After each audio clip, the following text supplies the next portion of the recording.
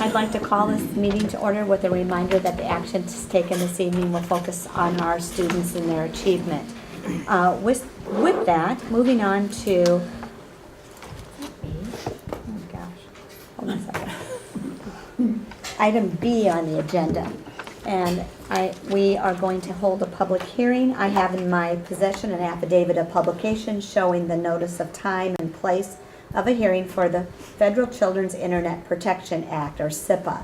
This notice was published in the Waterloo Cedar Falls Courier on May 22nd, 2015.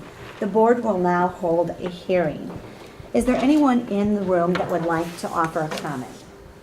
Just as a caveat before we do that, in alignment with all the requirements of SIPA, we do have the filtering, we have the access, we have the acceptable use policy, etc. However, the federal code around this Children's Act requires that we hold a public hearing. So there's no further action that's needed. We just need to hold a public hearing to be in alignment with the federal code, even though we are in alignment with all the requirements of the code. So. Okay, with that, is there anyone in the audience that would like to make a comment?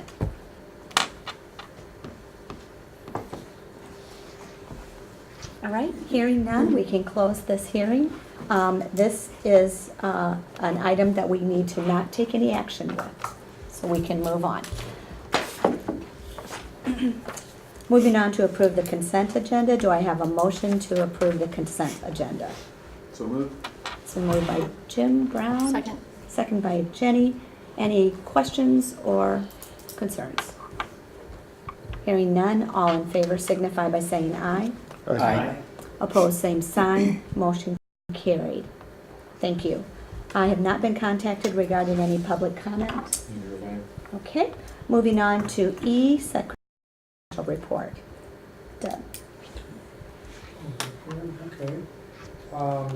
If you can either look on the screen or go to your file, and this is the financial reports for the month of May. And you'll see in the general fund we had total revenue of $5,965,910, with expenditures of $6,522,830, for an ending fund balance of $15,907,205. And you can see that that was about $350,000 more than what we had in the bank at the same time when we were. If I get to it here, there's the cash flow projections for the general fund. You can see we're pretty much tracking where we were last year. That would be the top blue line. And then the management fund is the bottom blue line.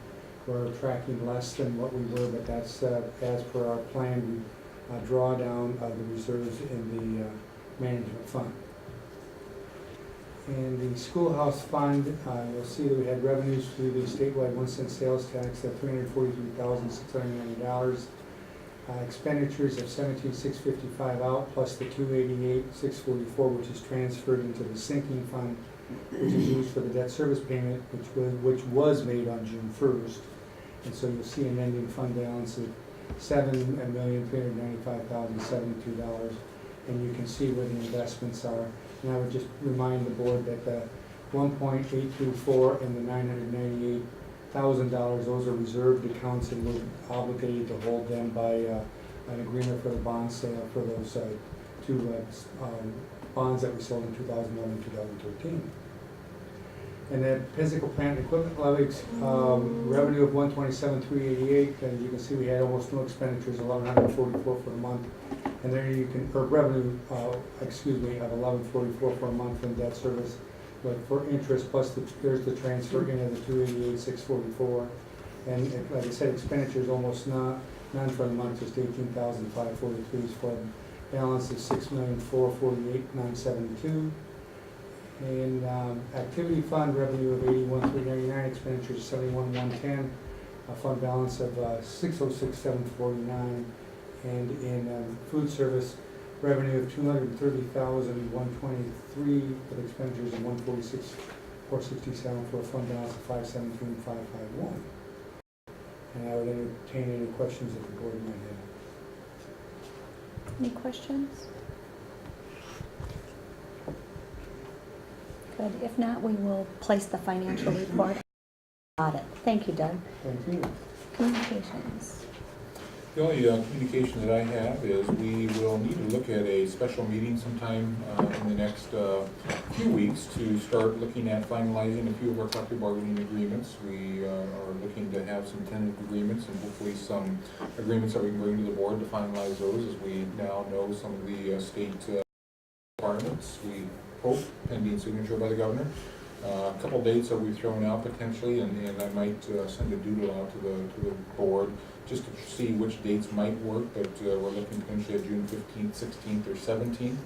And again, to look at some of the agreements and then also to explore and finalize the last phases of the superintendent evaluation too. So a couple components with that, but certainly we want to be able to finalize those agreements and get those approved by the board so we can issue contracts.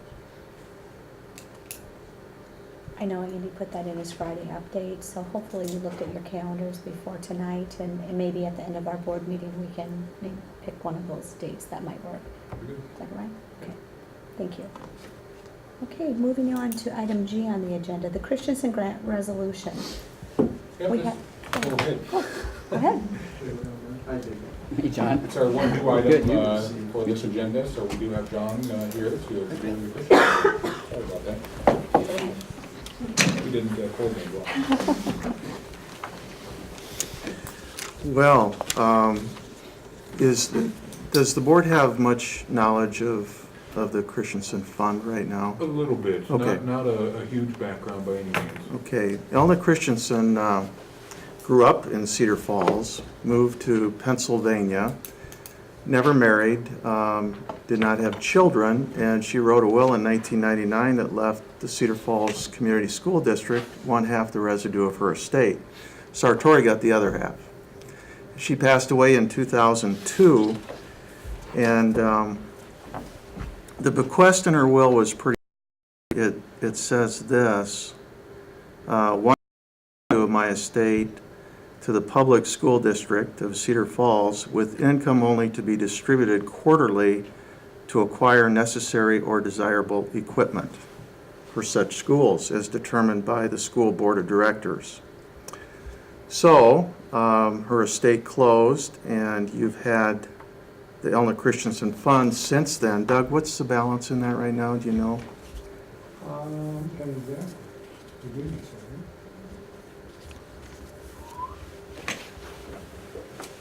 $1,440,611.88. It's pretty good, yeah. So we have, we've discussed this at some length. I've discussed this with Dr. Petit and Mr. Nefsker, and then the Cedar Falls Schools Foundation Board has discussed this. What I have prepared at the request of the Schools Foundation Board of Directors is a petition, and the petition would do three things. The first thing that it would do is it would allow the transfer of the fund from the district, from you, to the Foundation Board of Directors for administration and management. You might ask, well, why is that significant?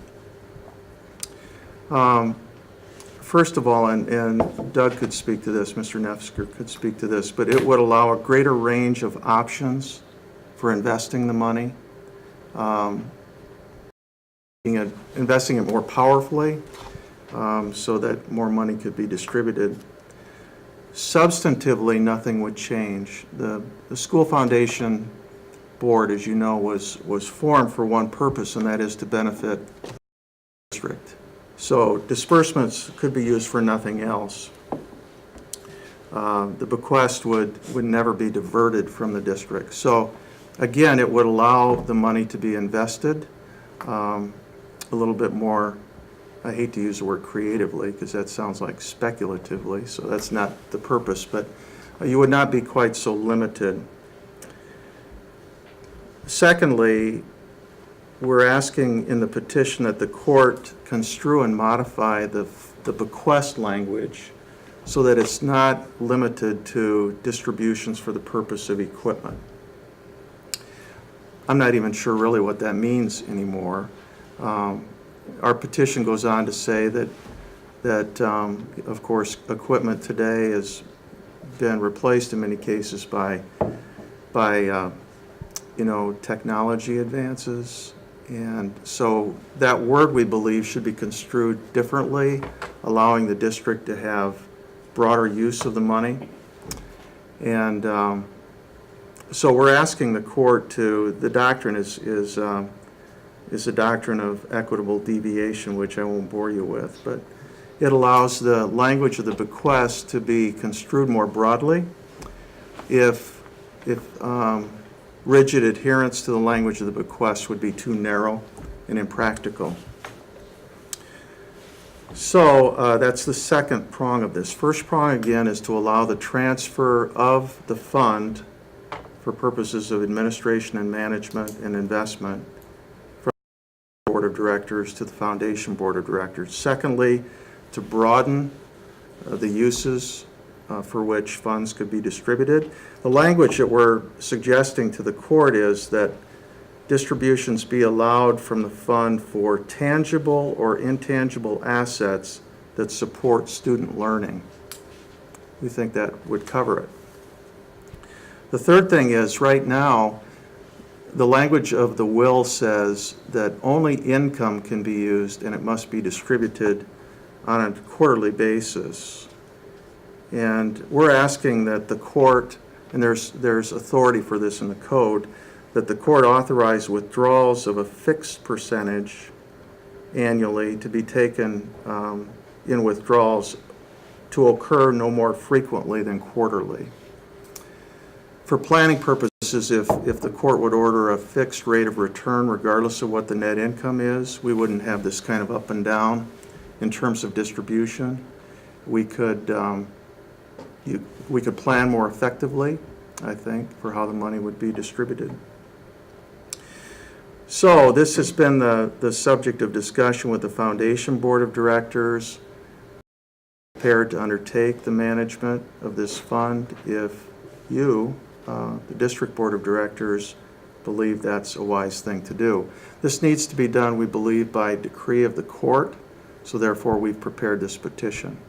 What would happen is we would set it down for hearing maybe in 30 or 40 days and appear at that time and ask the court to rule. So. Two items, just kind of caveats.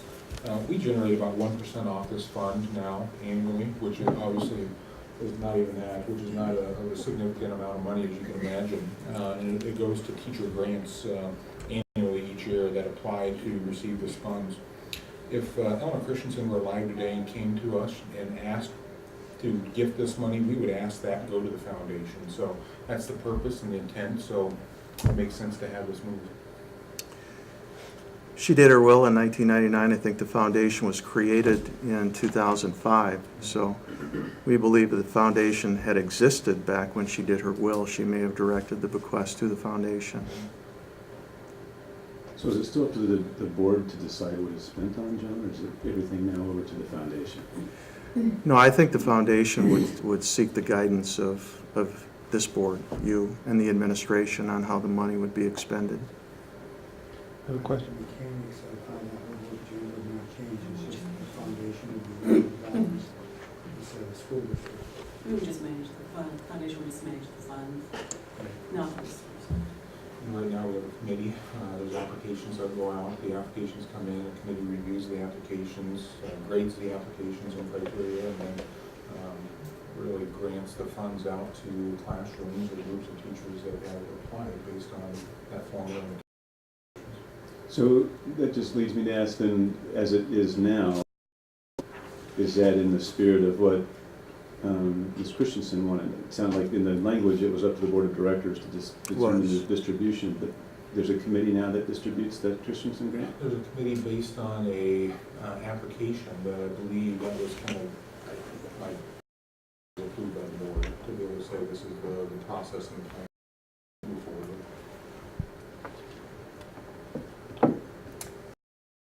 We have a written resolution, Which was it?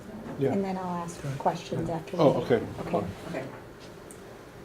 Motion to approve filing a petition with the Blackhawk County District Court regarding the Ellen Christensen Bequest Fund, asking the court to approve the following. 1, the transfer of the fund to the Cedar Falls Community Schools Foundation. 2, the modification of the bequest to allow distributions to be made from the fund for tangible or that support student learning. And 3, the modification of the bequest to allow the withdrawal of a fixed percentage annually, taking in withdrawals to occur no more frequently than quarterly. Thank you, Susan. Do we have a second? Second. Thank you, Jim. Now, is there any further discussion? Third point, moving a fixed percentage, is there a chance that the principal will be affected? We don't think so in the long term, no. How about in the short term? Yes. Yeah.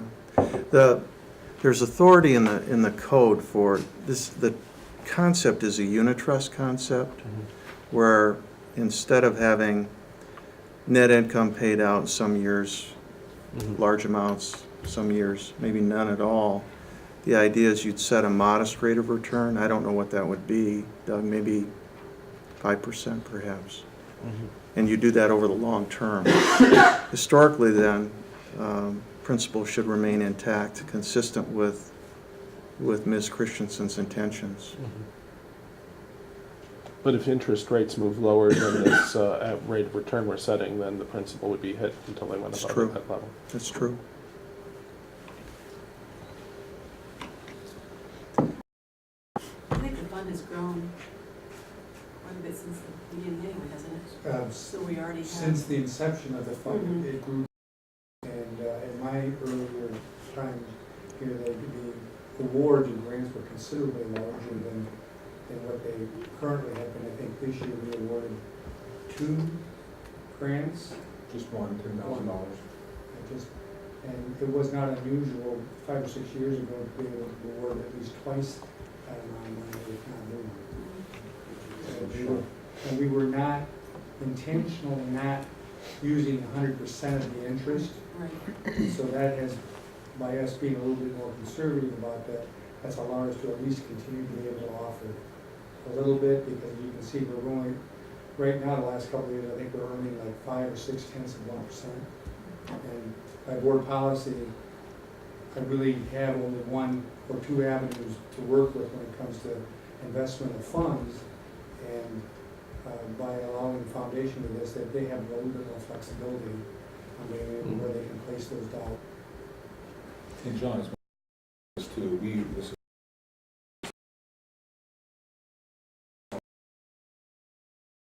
we have to ask the court to clarify, but we want to ensure that we're staying within those parameters, that we're staying within a framework to make sure that we're cognizant of that, because that's extremely, extremely important.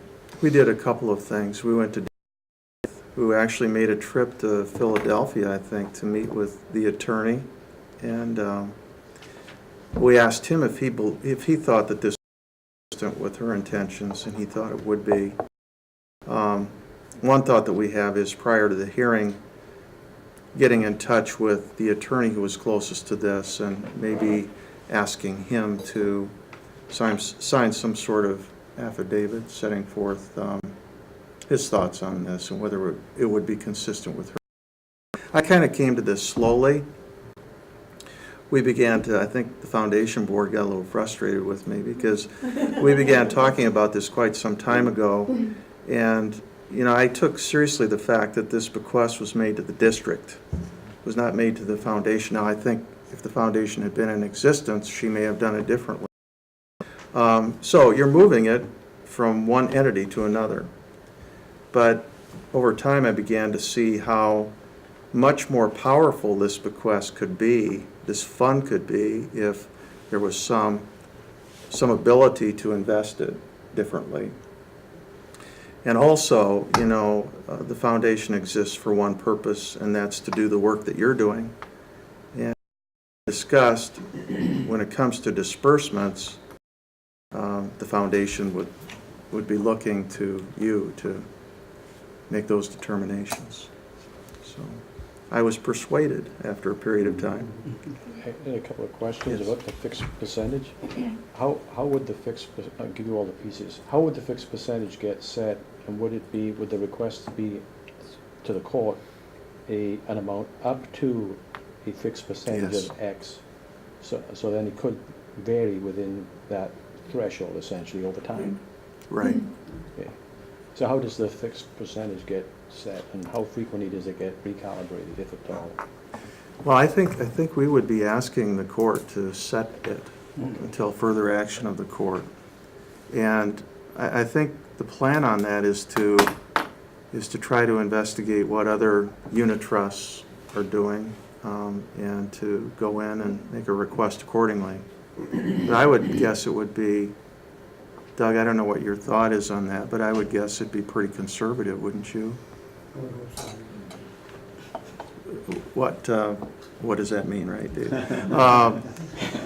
I've seen these at 4, I've seen them at 5. Those are the two that I've seen most commonly recently, but, One that I'm familiar with is about twice the size, and we get 3.5% okay. per month. It's taken out month. It can be low intentionally, hopefully that principle grows. So the annual rate of return for the foundation has been. So John, as you see this in relation to all the different moving parts here, as it might concern the board, looking in perpetuity, so in 20 years from now, and probably none of us are around, or even the foundation folks are around, are we still in play in terms of the board having the discretion of where that money is spent? Or, whatever changes might be made in 20 years from now, just as they have the last 20, is it still locked in there in terms of that intent that you see legally? Well, I don't want to misstate anything, because if the petition is granted, it would be a transfer of funds to the foundation board. So, and that's fine. So then from that point forward in how the funds are distributed, whether it be the Christensen grant, for the technology, or it doesn't get mixed in with the foundation potentially, there's all of a sudden that sort of angle. And I'm not talking about Yeah. next week, I'm talking about, in 2 decades or anything. No, it can only be used, it would be a segregated fund, Okay. and it has to be used only for the purpose, which we're trying to broaden, not because we're trying to violate her intent, but just because distributing money only for the purpose of equipment, it seems to us, doesn't make a good deal of sense anymore. Sure. And I just, the intent part, I think, for all intents and purposes, for me, are very satisfied. Okay, Except that little nugget of, if she wanted the board to decide whether it was distributed, I think that would be important, not only to get this through, but also be important for the current board to still have that in play, if that makes sense. sure, yeah, if you transfer the fund to the board, I suppose, you're concerned that could violate the spirit of the bequest, and that the decision-making Correct. with respect to disbursement changes. Correct. Yeah, that's certainly not the intent, as Susan has said. It's not the intent of the foundation board to assume that role and decide how the money gets expended, but, That would not be our role at all. We would just manage the funds. The district would, what's in the account, and they would decide. 50 years. You gotta look at these things based on what we have as policy, That would still be. those changes that potentially could be made to policy mhm. that could change that intent. I think that's the clarity of asking the court to make sure that, that receivership ownership transfers over to the foundation with that same intent of what that can be used for. My guess would be we would could come up with a kind of a letter of agreement, understanding that some of the same processes and protocols will be used as we currently have in place, that the board could say would be the process. So it's a good process with, I think, staff involvement, administrative involvement, to really try to go through what's best in innovative use or equipment. But we have some applications at a time that kind of expand the scope and really have some neat activities and opportunities for students that we, because of the fact that it's limited to equipment. So maybe a MOU could be something that says the same practice or process could be used in place for perpetuity, unless otherwise jointly decided, or I don't know if even that's feasible or not. I think there could be, yeah. And I don't know if there's interest among the board. I'm just. Yeah, no, it makes sense. And Jim. this is, this is what, the third fund Yes. that we have transferred from the district to the foundation. And I believe this Different would be purposes. the third time since I've been here that we've asked the board to transfer funds, a Jewel Scholarship and a Not a. Lauderback. And the Lauderback was within the last year. I believe. Yeah, I think within that, it would be nice to know what the process is, because I'm not aware what we follow for disbursements. And then, do we continue to have some kind of oversight with that? I mean, right now, obviously Doug would be providing the oversight when it's within the districts. What is the oversight that the board would still have to make sure This board, for yeah. county? Yeah. Well, that's a good question. There really isn't anything from a legal standpoint. So I think Dr. Petit's proposal was to build that into a memorandum of understanding. Is that right? Yes, Yeah. yeah. And the superintendent and Doug both sit On on the that board. board as ex officio members, along with other administrators in the district as well. The only issue I have is as we discussed, is it seems the intent was don't touch the principal. I think she was clear on that. And so I have a problem with any solution that would involve a potential of touching the principal. And I don't know if this could be modified. It can be. We have a fixed percent that we could spend with the proviso that it doesn't touch the principal. I understand.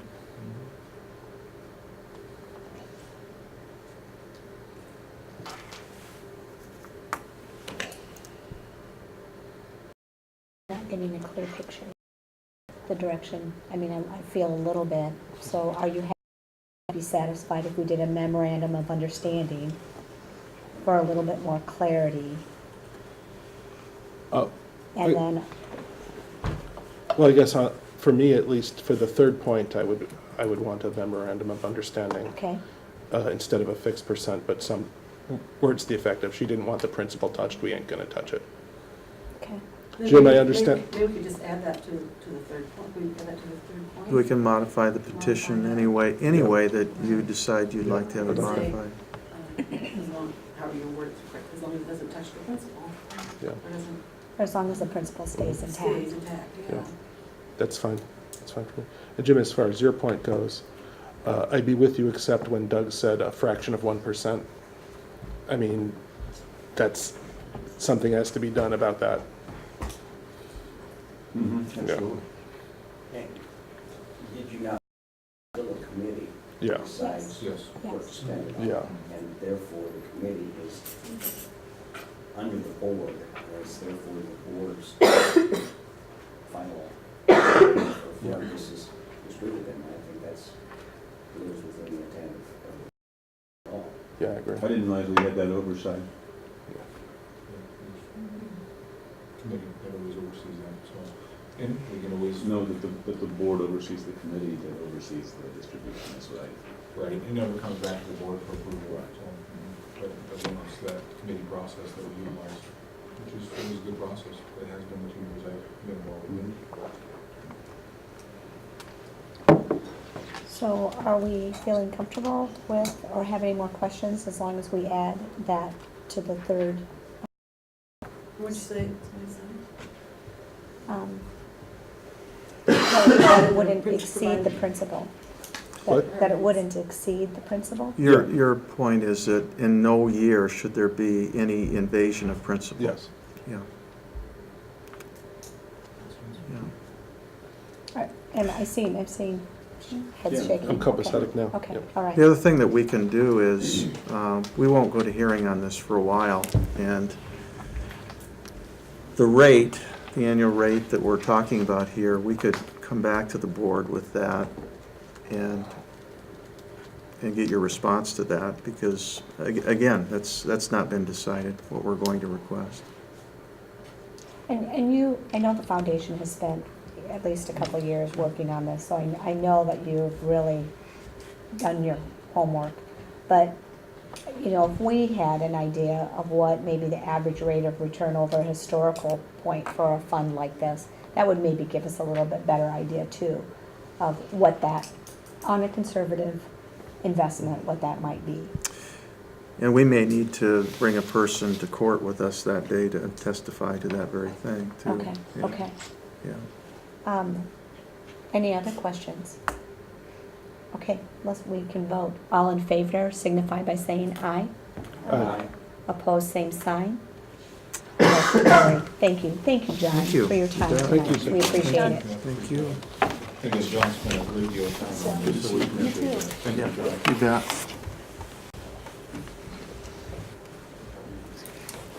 Moving on to item H on the agenda, the attendance center boundaries. Dr. Patty. Yes.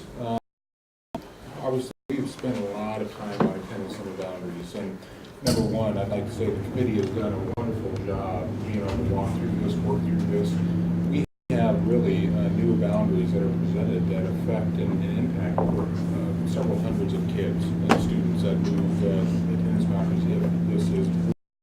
So we are really, again, talking about a large-scale change with the number of students impacted, the number of neighborhoods impacted. There are a total of, I believe, 24 neighborhoods that are suggested to change boundaries with this plan of this proposal. So very large process, and the committee did a tremendous job walking through that. The committee said there's three areas that are kind of jump balls that the board is being asked to explore and look at.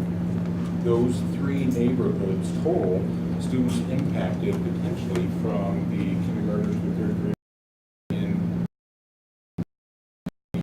our schools when this goes into effect, which is probably the 17-18 school year at the soonest, or the 18 year, pending a successful run. We're talking 41 students that may be impacted.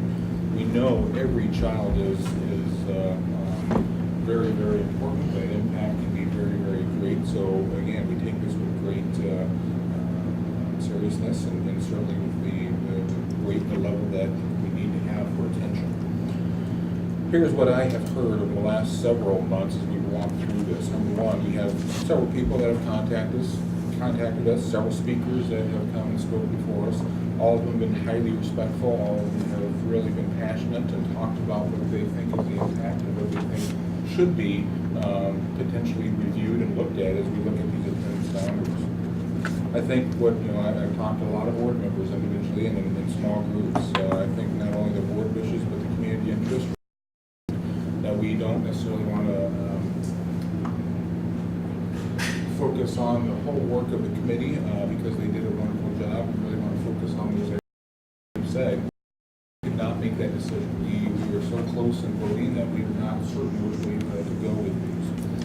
With those 41 students and talking with different community members, talking with different board members, those three areas, my recommendation would be that, in going from the board's previous discussion that you'd like to review attendance boundaries every 2 years, my recommendation would be we would keep those three areas with their current attendance zones that they currently attend, and then review this every 2 years as the board has wished.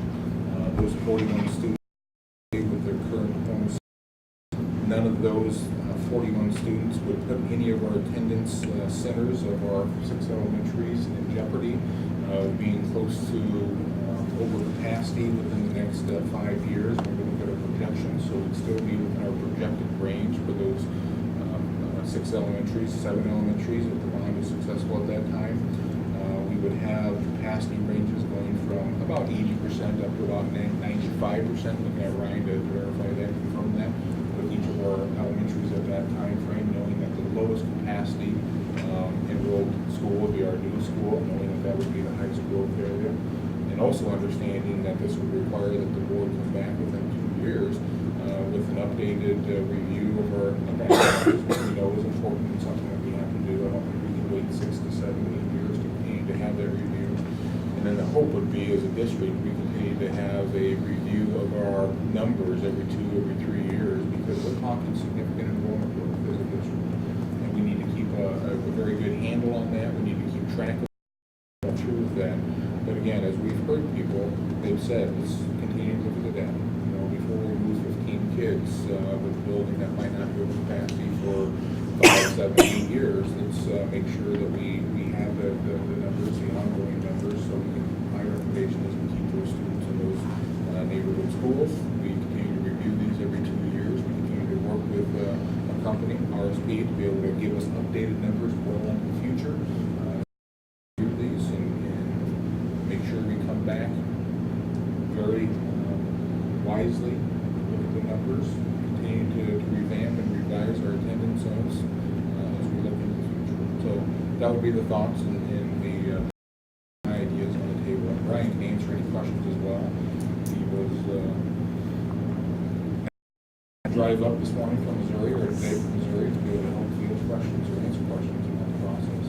Will you talk about the areas that you're talking about?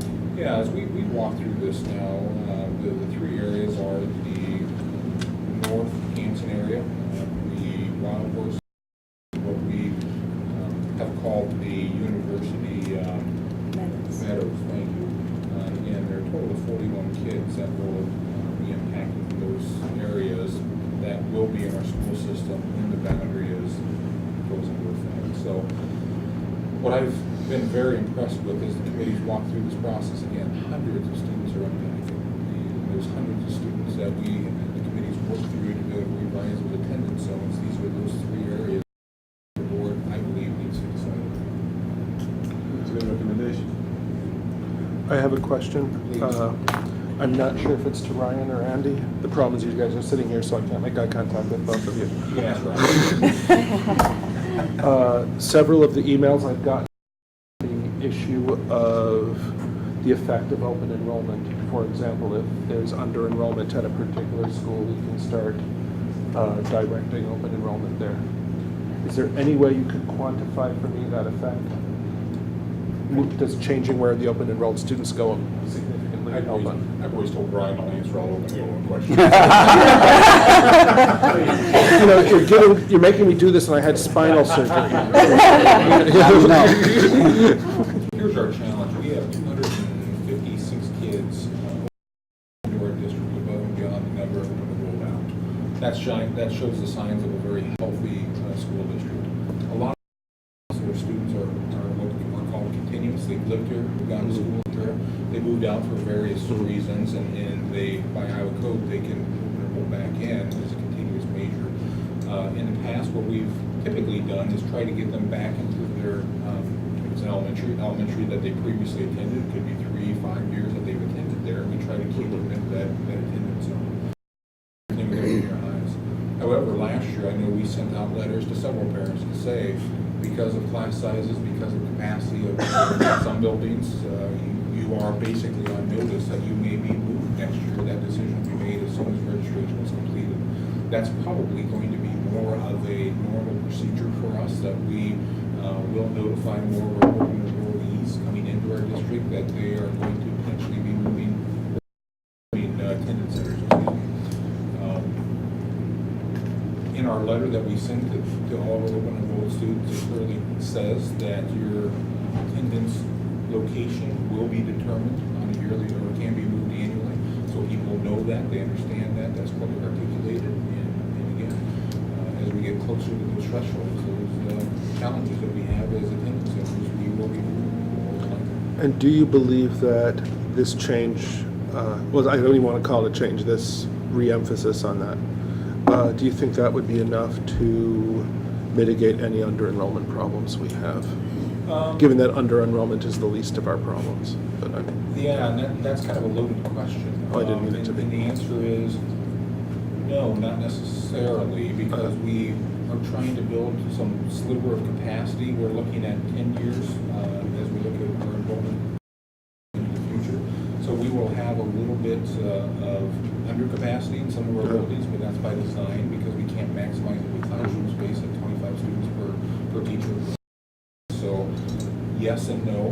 We want to balance that. We won't go over necessarily our thresholds as we look to the future, except in extreme locations. If all of a sudden the bond fails to pass, we have portables, we have some very strict challenges. We might have to do some tweaking at that time, but if things go hopefully according to what we're planning, long term, we can balance open enrollment with some undercapacity buildings, but it's not going to be an overnight switch. okay, thanks, Andy.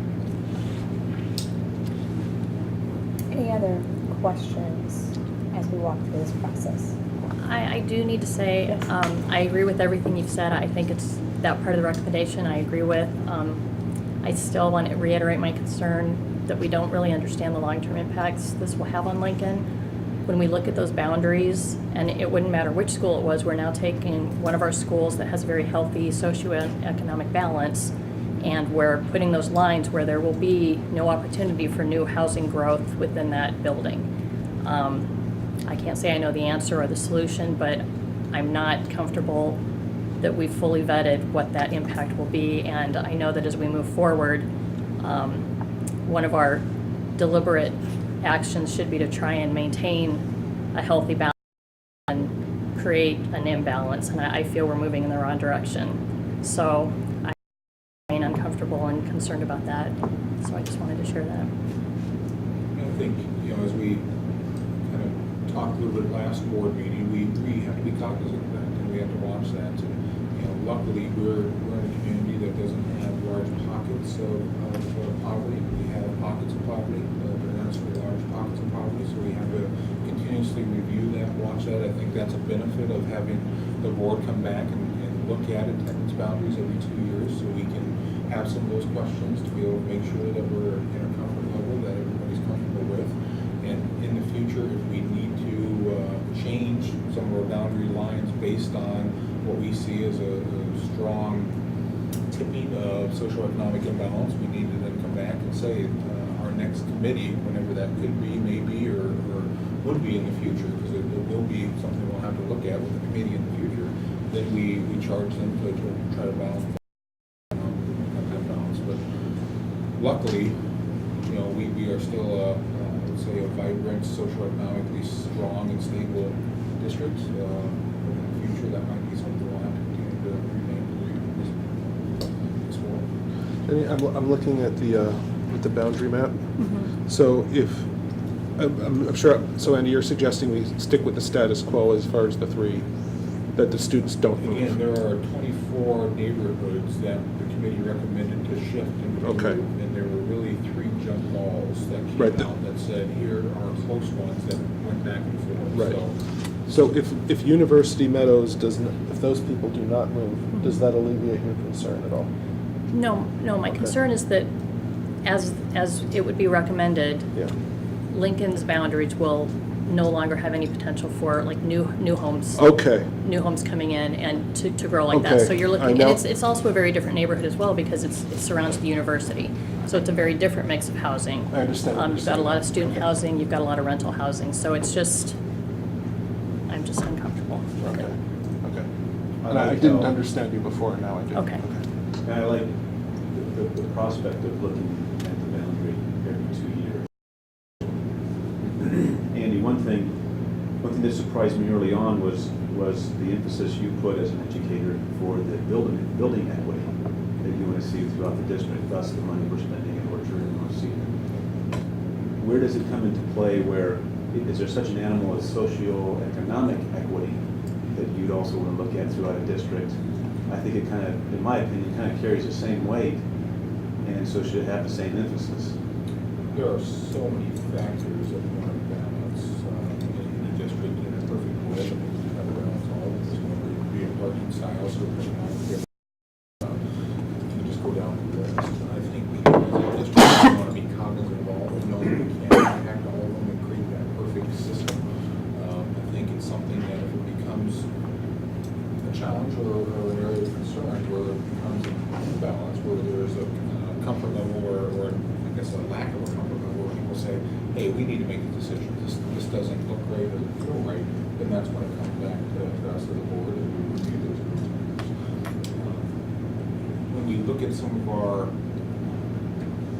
again, I always call it the spread and the data. When we look at the spread versus what the old spread was between the most socioeconomic disadvantaged school and the least, that spread seems to be shrinking with some of these proposals, and that's a positive. We do know more likely in the future we're growing in some of our use lunch populations that will continue to expand. So it'll be interesting every 2 years to review that data to find out if there's pockets where that's starting to occur more than others. We might balance it. But to me, the educational excellence, our staff, our teachers, and we've said this so many times, are phenomenal. And they're going to get kids to the levels that they need to get to. They're going to have their social skills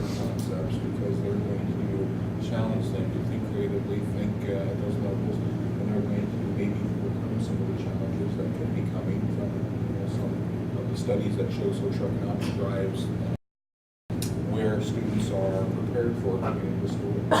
Our staff will regardless of what. And really, that's not where my concern is, because I do believe that as well. I think it's just very healthy for our kids to be surrounded by kids who are not like them. And with the creation of a new boundary for a new school, I hate to see us have a single-digit free and reduced population when maybe we could be a little more creative and reach into some areas that we could bring that one a little more into balance and not create a larger imbalance at another school. So that's my comments.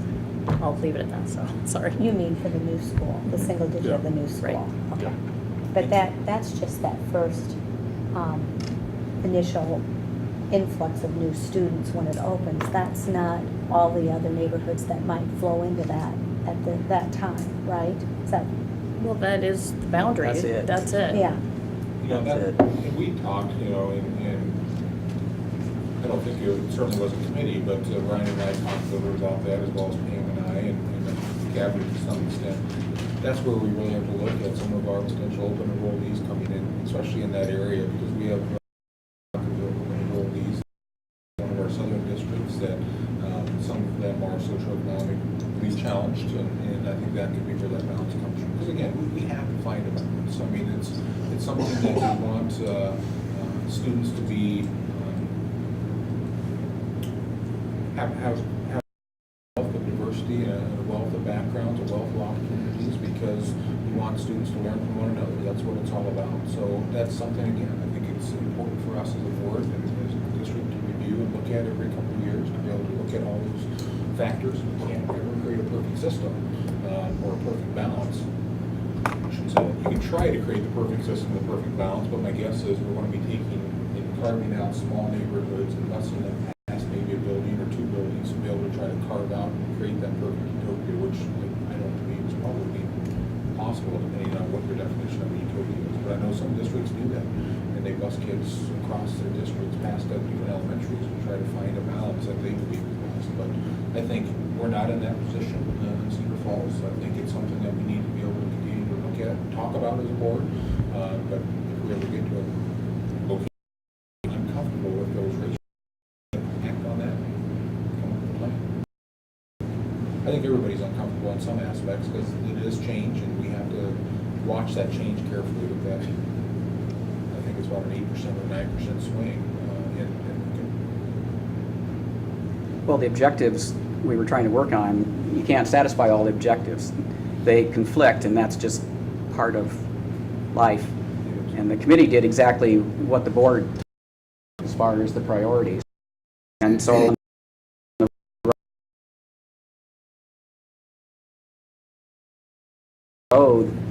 what we want to do as a board about those, and if they stay the same, we'll be back here and we'll still say this, and if they change, we'll be back here and we'll be trying to resolve how do you, what were there, 10, I think? Objectives? Yeah. And you just can't satisfy all of them. They can't all be number one. So that's life. Sorry. And I would reiterate that the committee did a remarkable They did. job. I mean, there's 24 neighborhoods that are moving, that are shifting, that are moving. And really those three areas were those +1, +2 votes that kind of switched back and forth at different times. And those are the areas when you look at the total number of kids, it's such a, right now, every child is a large number, and we want to review and make sure we understand that impact. But 41 students, especially with not tipping any of our buildings over capacity or thresholds, right now it makes sense to continue to gather more data over time. I'd like to plan on your utopia. Please. I think that's June 30th. I think the date. And then I just want to make sure that it happens. It's been 8 million north of Cedar. That's the thing. And therefore, same thing, our other newest elementary, Lincoln, if we're moving this many students, potentially it's going to be under capacity. And that's why that Meadows, University Meadows would have helped somewhat. But those are the two that I'm concerned about. I am a firm believer, and I've said this at different spots, different meetings, that there's a large amount of housing stock in North Cedar that is going to be turning over in the near future. You have a building up there that's completely redefined, because we know the educational quality is top notch. Building that's completely redone, building that's brought up to equity as the other attendance centers for facility purposes. I think some of that housing stock really that individuals that are going to be moving maybe away or into other housing is going to families, because it's going to, I think you're going to see an increase in enrollment there, similar to what's happening right now in Cedar Heights. We did not necessarily project Cedar Heights to have some of the enrollment growth the last 3 years because the housing stock is there, but we didn't think it was going to turn over as quickly, and it's turned over much more quickly than anticipated. I think that's probably going to happen in the next neighborhood in this area of the community. It's exciting. Are we voting on the other recommendations then?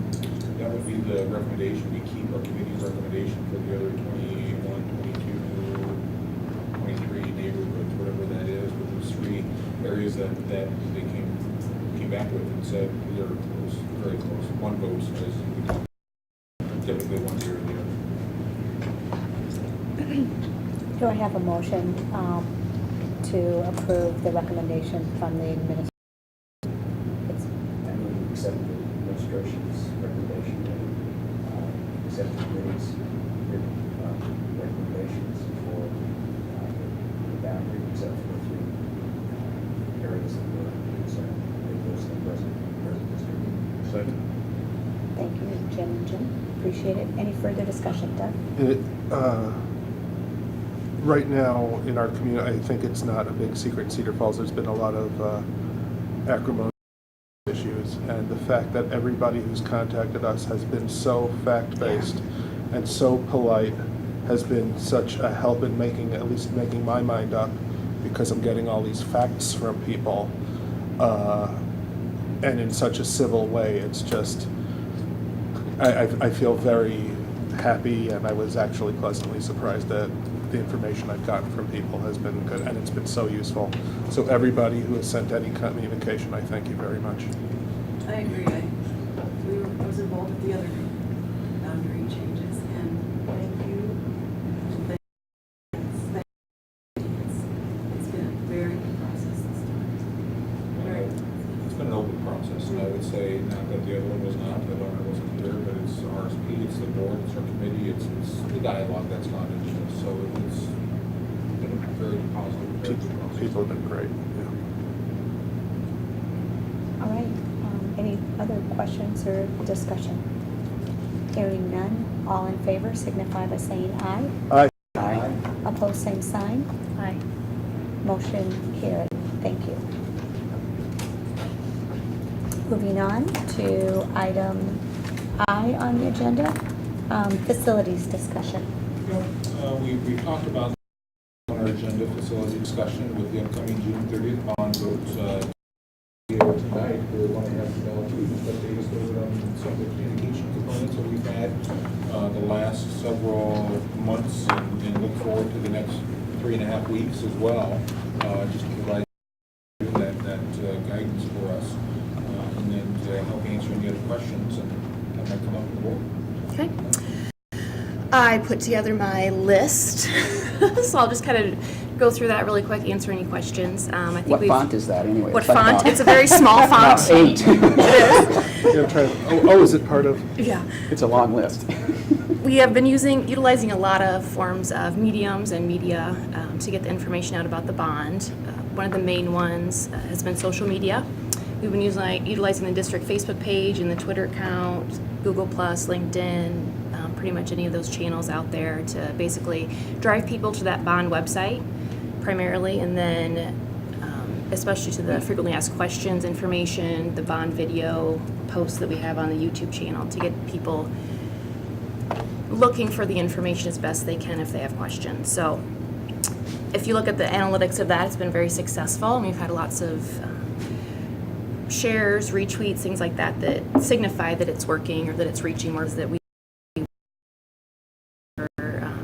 utilized last time, but not to the level of sponsoring posts or driving it to people that you can do that if they live in Cedar Falls, then it can show up for them. As far as website, we've been using some Google AdWords, so if anyone goes to search Cedar Falls School bond, then our bond website will be the first one that'll come up, hopefully. It should anyway. And so that'll get them to that direct link then to look for more information. Kind of the biggest piece that has really become more inclusive is that bond website. We've added the tax calculator, having those building drawings, the plans for each of the buildings that were presented at the May community meeting. Having all that, there's some building photos, a very long list of frequently asked questions. There's a location for people to submit their own questions. So I've been responding to those. Some of it has been just comments that I'll just respond and thank them for their information, their comments, and then if there's some sort of dialogue, it's led to a few phone conversations, and a lot of times just that one-on-one communication can make a big difference for people and understand the process and where we're at and kind of how things developed where they are, and so I think that's been very successful. We've also been trying to utilize as best as possible, before school was out anyway, the building level communication and the building level websites, since that's a primary location that parents go to look for things. Having that information there for people to go to that bond website again. Big thanks to Channel 15 and Floyd Wincher. They did an entire Currents episode about the bond, and it utilizes within that a lot of those video clips with some of the principals answering those frequently asked questions as well. I think that helps enhance the answers when you're hearing directly from those principals that will be impacted or that have been impacted with improved facilities. Doug and Annie did a great job answering, kind of bond basics. What is a bond? Why can't we use 1 cent sales tax? What is PEPL used for? All those kinds of things that people, I think, have those questions, or they hear someone say an answer. Maybe not right there is someone actually answering it in person for them. So I think that's been very successful. We've made requests to media for coverage, channel Mix 93.5, the Courier. I think that coverage will just continue to pick up as the vote gets closer. We'll be doing some print ads and made a request to the editorial board with the Courier. Lots of presentations are happening over the next couple weeks. Western Home, New Aldea. If anybody has, if you want to get together with your neighbors and you'd like to have a let me know when, and we will be there to answer questions and hand out information. We're going to offer tours at North Cedar, Orchard Hill, Southdale, and Hanson over the next couple weeks as well. So that announcement will go out in this week's e-newsletter and out to the media. Basically offering the community the opportunity to see the buildings that will be impacted if the bond vote is favorable, and then to see those buildings that have already been updated or had renovations to see the difference between the facilities. We'll have a booth at Sturgis Falls as well at the Arts and Crafts Fair.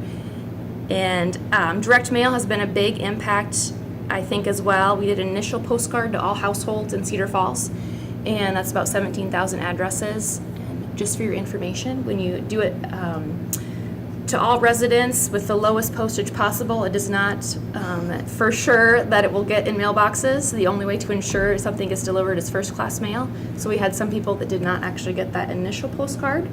So we decided to do a first class mailing with this most recent newsletter that had the absentee ballot request forms. So I think we've had a good success in seeing those numbers increase quite dramatically in the last today of those requests. So that's been really good.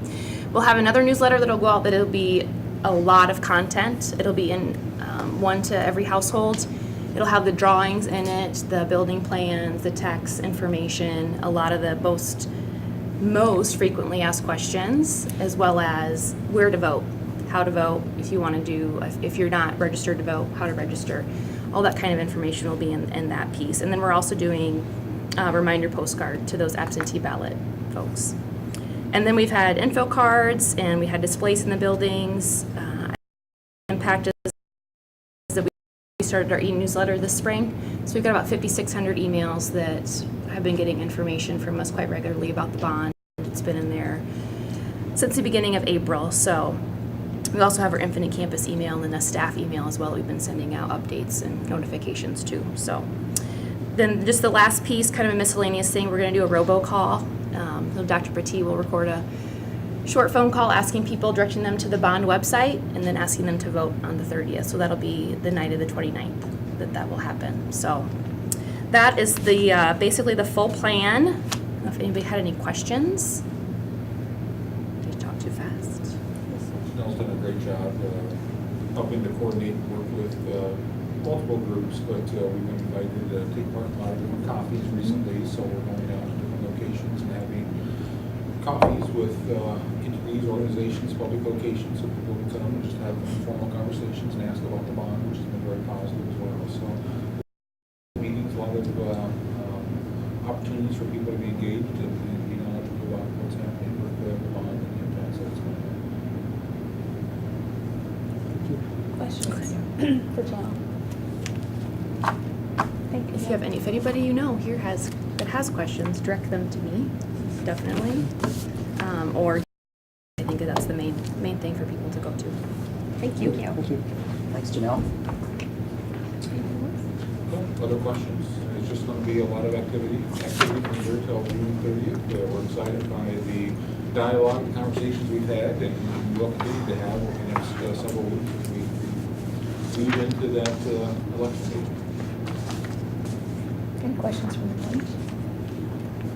Okay, good. Moving on to item J, approval of authorization of payments for the year-end claims. Doug? That's an annual request that we've had made at the board, our business office, to pay claims before we have to end the 2014-15 school year, so we come to that point again. And of course, we'll give the board a full listing of the accounts payable claims that July 1. Do I have a motion to approve the authorization of payments for the year-end claims? I move that the Board of Directors of the Cedar Falls Community School District give authorization to the Director of Business Affairs for the payment of year-end claims before board approval. The listing of year-end claims will be submitted to the board at the first school board meeting of the new fiscal year. Thank you, Jim. Do I have a second? Thank you, Susan. It's been moved and seconded. Any further questions for Doug? If not, all in favor signify by saying aye. Aye. Opposed, same sign. Motion carried. Thank you, Doug. Moving on to item K, approval of the board policy. This is the second of 2 readings on these policies. I thought excellent job on that issue with the inspections. Thanks, Doug. Any questions or concerns on the policies as you reviewed them? Thank you to the committee for going over those policies. I know sometimes it's a daunting task, but I know it's something that has to be done, so appreciate your time and effort and Cabinet's time and effort to bring them forward to us. If we don't have any questions, we're going to move on to approve the second reading of these. Do I have a motion to approve the policies? So moved. It's been moved. Do I have a second? Been moved and seconded. All in favor signify by saying aye. Aye. Opposed, same sign. Motion carried. Thank you. Moving on to questions, comments, concerns from the board. No superintendent.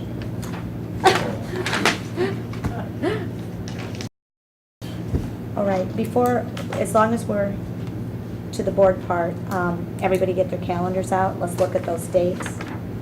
It's the 15th, 16th, and 17th of June. I think, did you say a time of 7? 7 would work. It can range from potentially 4 to 7, depending on when that worked for everybody. If any of those dates work, and then maybe pin down a time. I'm not available on the 17th. I'm open for all of them. I'm open. So Jenny's not here on the 17th. Jim? I'm open for all. Okay. You are too, Jim? Later in the day, yes. Okay, Jim Brown? What month are we in? June. 16, 17, or 18? 15, 16, 17. 16th, and 17th. Sorry, I was thinking of my day. That's okay. 2015. And earlier if we could. I'd prefer the 4 o'clock time if it works. I'm flexible for it. Not available on the 16th, sorry. Okay, so far, the 15th, all of us are available. And I'm available anytime 4 after. Everybody shaking their head? 6 will be better. 6 o'clock's fine. 6 o'clock? 6 o'clock? 6. 6. Monday at 6. Oh, my God. Monday at 6? How are you going to remember? Oh, okay. Are you sure? Yeah. Okay. About an hour? I don't think I need that long. What- Mike ordered of it, so that might be some time. But probably approval, ratification, or approval of the ratified contracts would not take that long. Like an hour and a half, Okay. okay? And if we get done sooner, that's great. We're gonna do it at 6. We do not have a meeting on the 22nd. No. Just a friendly reminder, everyone, we have our retreat starting on Wednesday at 9 o'clock in this building. It goes from 9 till noon, and with lunch at noon. Is that right, correct? Okay. Yes, Jim? There's been a time or two that July board meeting, we would have been back, but we still doing just the one meeting in July. Right And the now, 13th. right now, we actually have it scheduled for July 20th. Is that correct? That is, that. We're just doing one board meeting on the 20th, is that what? Yeah, that's what we have scheduled right now. Thanks for bringing that up, Jim. And then August the 7th. We have one board meeting scheduled in August as well, and that is on the. That's what the second one. So when, On the 10th, then we're back to our normal schedule. So we only in August, let me just clarify that. Besides the 10th, which would be a normal board meeting, we have a board meeting on the 24th? We typically do that. I know, but I'm just On asking. the second, the fourth Monday. Okay, okay. In August, okay. How many in August? Just a one. Just one. Okay. I On the know, I 10th. I wasn't clear on that either. 2015. Yes, sorry. Thanks. We have had typically 2 in August, sorry. In June and July, we only had 1. Gosh, I apologize, I misspoke. Yes, we've had 2. We're going back to a previous school district, so I apologize. Not if you want to go to one, we can take it off. So you would like us to have one on the So, on 24th? the 24th, we have one on our calendar scheduled. Yes. Correct. Okay. So, 2015, in August, at 7. So we have one scheduled right now on the 10th and the 24th. And that is the first day of school, just to point out. Be the one I just deleted. It is. It is. Darn. So we'll all be here, right? Remind you, that's first one. Yes. It is first day of school. So we are having 2 in June Yeah, or just we're one in not- June? 1 in June, 1 in July, Okay, 2 in August. so this is it for June, except we're having our bird work session next Monday night. No, we're having one on the 15th. That's next Monday night. Oh. Yes. 2015. And we're not having one on the 22nd. So you're not counting that work. Okay, any questions or comments, concerns from the board?